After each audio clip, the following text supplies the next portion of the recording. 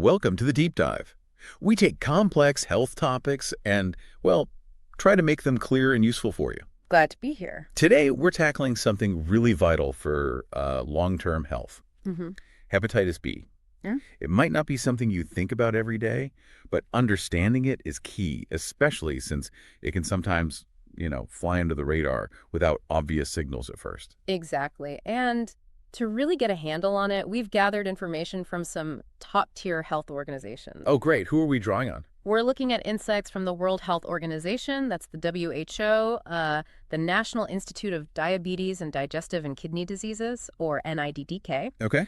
Medline Plus, the CDC Centers for Disease Control and Prevention, Familiar ones. right, the American Liver Foundation, and also the Hepatitis B Foundation. So a really solid base of expertise. Fantastic. So our mission today is pretty straightforward then. Yeah, basically to give everyone a clear picture, what is hepatitis B? How does it spread? How can it affect your health? And maybe most importantly, what can you actually do about it? That's the goal, protection and understanding. Okay, let's jump right in. What exactly is hepatitis B in simple terms? Okay, so hepatitis B is a liver infection. It's caused by a specific virus, the hepatitis B virus HBV. And it attacks the liver. Right. It causes inflammation and potential damage to the liver. Now, it comes in two main forms. Two forms. Yes, there's acute hepatitis B. That's typically a short-term illness, but it can be quite severe. And then there's chronic hepatitis B. Chronic meaning long-lasting. Exactly. It's a long-term infection, and that's the one that can lead to more serious problems down the road. And I guess the outcomes are pretty different between those two. They really are. The good news is, for most adults and older kids who get acute HBV, they generally recover fully. Their immune system clears the virus. Okay, that's reassuring. But chronic HBV, that's different. It sticks around, it's persistent, and unfortunately, that persistence can lead to significant health issues later on. Got it. So when we talk about how common this is, Yeah. what's the global picture? And how does it look here in the U.S.? Globally, hepatitis B is, well, it's a major health issue. The WHO estimated back in 2022, around 254 million people were living with the chronic form. 254 million. Wow! And what's worrying is there are still about 1.2 million new infections happening each year. That's staggering. It is. And sadly, in that same year, 2022, it was estimated to cause about 1.1 million deaths worldwide, mostly from complications like cirrhosis, that's severe liver scarring, and liver cancer. Those are really sobering numbers. Yeah. Are there specific parts of the world where it's more prevalent? Yes, the burden is highest in the WHO Western Pacific and African regions. Interestingly, here in the United States, it's actually less common now. And why is that?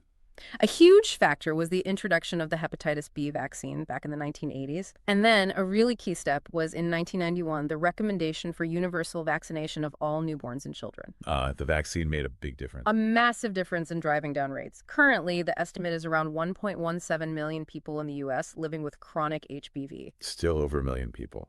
Yes, and it's worth noting many of those individuals were actually born outside the U.S., in countries where HBV is more widespread.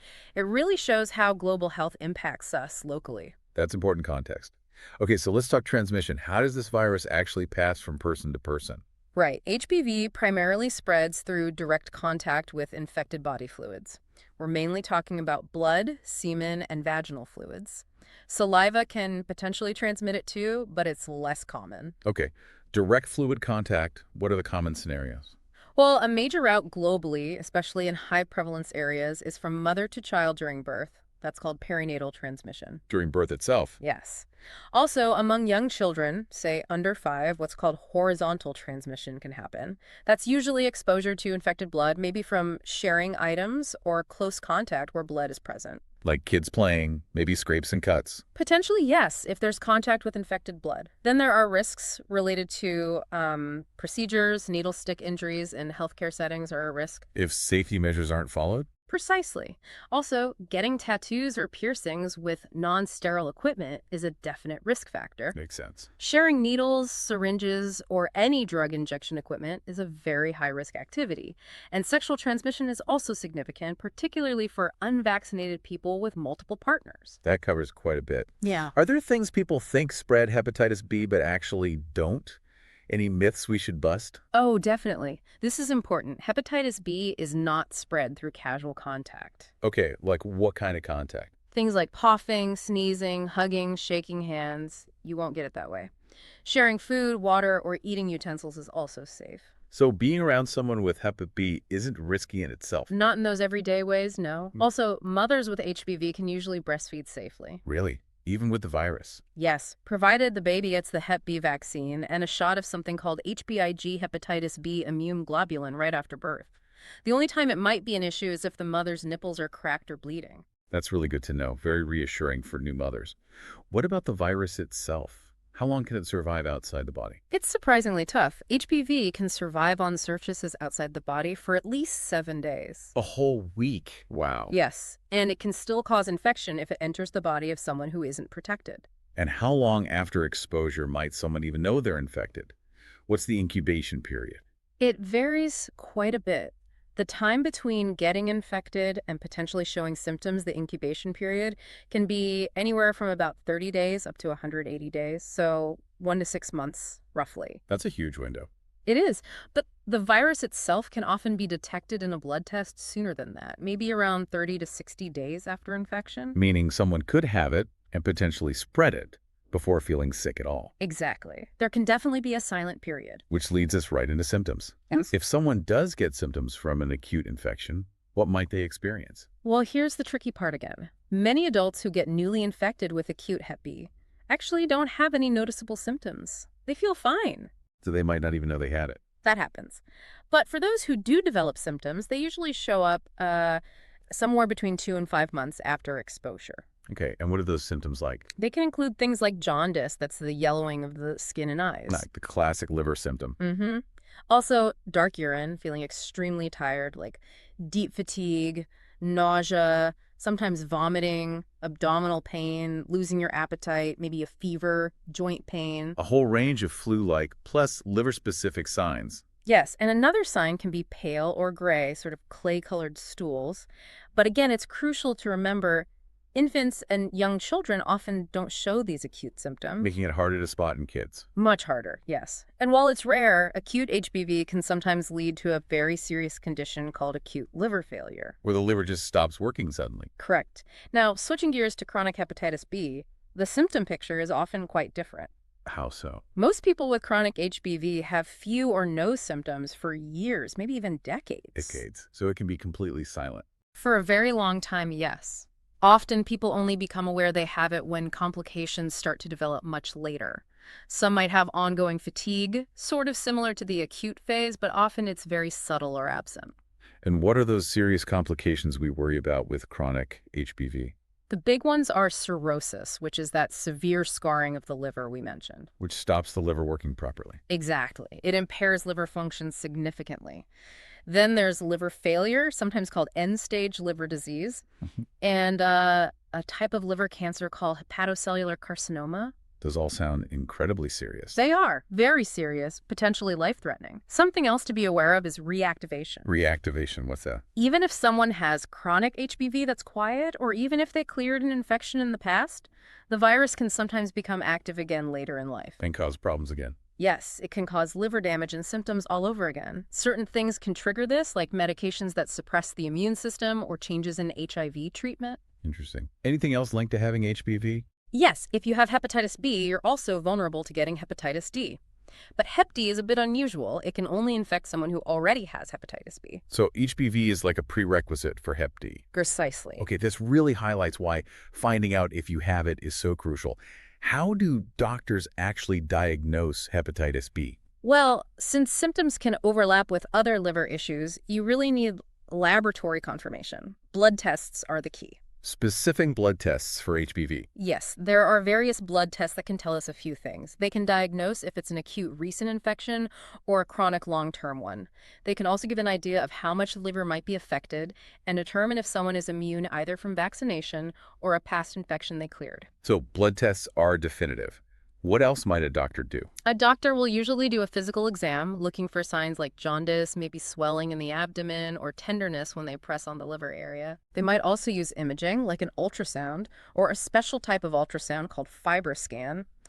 These can help assess liver stiffness, which relates to scarring or fibrosis. Getting a picture of the liver's condition. Exactly. And in some cases, if there's still uncertainty about the extent of liver damage from other tests, a liver biopsy might be considered. Taking a small sample of the liver. Right. A tiny piece of liver tissue is removed with a needle and examined under a microscope.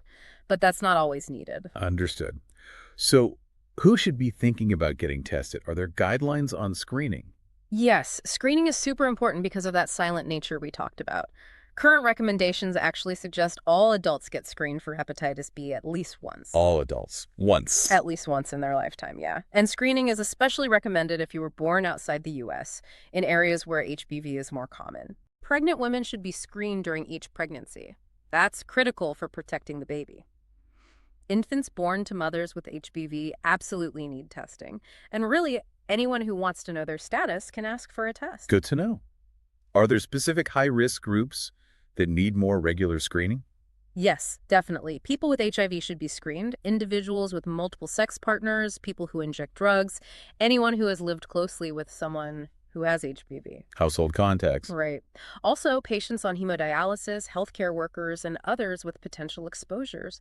And just as a public health measure, all donated blood is rigorously tested for HBV. That makes complete sense for blood safety. Okay, let's say someone gets tested and receives a diagnosis. What happens next? What are the treatment options? Well, the approach really splits depending on whether it's acute or chronic hepatitis B. Okay, what about for acute? For acute HBV, there isn't a specific medicine to cure it or attack the virus directly. The treatment is mainly supportive care, meaning helping your body recover. So rest, getting enough fluids, eating a healthy diet, and crucially, avoiding alcohol completely. Alcohol puts extra stress on an already inflamed liver. So let the body heal itself, basically. Pretty much. And regular doctor visits are important just to monitor how the recovery is going. Okay. Now, what if the diagnosis is chronic hepatitis B? For chronic HBV, there are treatments. These are usually oral antiviral medications. You might hear names like tenofovir or entecavir. And what do these medicines do? The main goals are to keep the virus suppressed, keep the levels very low in the body. This helps to slow down or prevent the progression of liver damage, like cirrhosis. So slowing the scarring. Exactly. And by doing that, it also reduces the risk of developing liver cancer later on and ultimately aims to improve long-term survival and quality of life. Is treatment usually short-term? Actually, no. For most people who need treatment for chronic HBV, it's typically a lifelong commitment. They need to keep taking the medication to keep the virus under control. Lifelong. That's a significant commitment. It is. The decision on who needs treatment and when to start it depends on several factors, like the amount of virus in the blood, liver enzyme levels, signs of liver damage things the doctor evaluates carefully. Okay. What if chronic HBV does lead to severe complications, like cirrhosis or cancer? If liver cancer develops, treatment options might include surgery, chemotherapy, or potentially a liver transplant. Success often depends on catching the cancer early. So screening is vital there, too. Absolutely. If someone develops cirrhosis due to chronic HBV, management involves dealing with the health problems caused by cirrhosis itself, plus regular screening for liver cancer, usually imaging and blood tests every 6 months. And liver transplant. Yes, if the liver fails completely, or for certain liver cancers, a transplant might be the only option. And after a transplant for HBV, patients usually continue antiviral meds and sometimes get HBIG to prevent the virus from infecting the new liver. It really sounds like for chronic Hep B, early detection and consistent ongoing medical care are absolutely crucial. They make all the difference. Let's shift again, because prevention seems like the best strategy overall. Without a doubt, prevention is key. And the really fantastic news here is the hepatitis B vaccine. How good is it? It's incredibly safe and highly effective. We're talking nearly 100% protection against HBV infection. Wow, nearly 100%. That's amazing for a vaccine. It really is. It's recommended for all babies, starting ideally within 24 hours of birth. Then they get 2 or 3 follow-up doses. The standard childhood vaccination schedule. Exactly. And for people who complete that initial series, booster shots aren't usually needed later in life. The protection is long-lasting, at least 20 years, and very likely lifelong. That universal infant vaccination program must have had a huge impact. A profound impact, yes. A major public health success story. So infants get it. Who else should definitely get vaccinated if they missed it as a baby? Well, it's recommended for all unvaccinated children and adolescents, and then there's a list of adults who are considered at higher risk. Like People with other chronic liver diseases, individuals with diabetes under age 60, patients on hemodialysis, healthcare, and public safety workers. people with potential exposure? Right. Also, people with multiple sexual partners, people who inject drugs, household contacts of someone with HBV, travelers to regions where HBV is common. It's quite a broad list. Basically, anyone at increased risk of exposure. And is it safe during pregnancy? Yes, certain formulations of the vaccine are safe during pregnancy. And one more thing, post-exposure vaccination. What's that? If you think you've been exposed to HBV and you're not immune, getting the vaccine, and sometimes HBIG too as soon as possible, ideally within 24 hours, can prevent infection. Good to know there's an option even after potential exposure. Yeah. Okay, besides the vaccine, what else can people do day to day to lower their risk? Several important steps. Practicing safe sex using condoms consistently, limiting partners reduces sexual transmission risk. Critically, never share needles, syringes, or any equipment for injecting drugs, tattooing, or piercing. Ensure any tattoos or piercings are done with sterile, single-use gear. Hygiene is key. Absolutely. Wash hands thoroughly after any contact with blood or body fluids.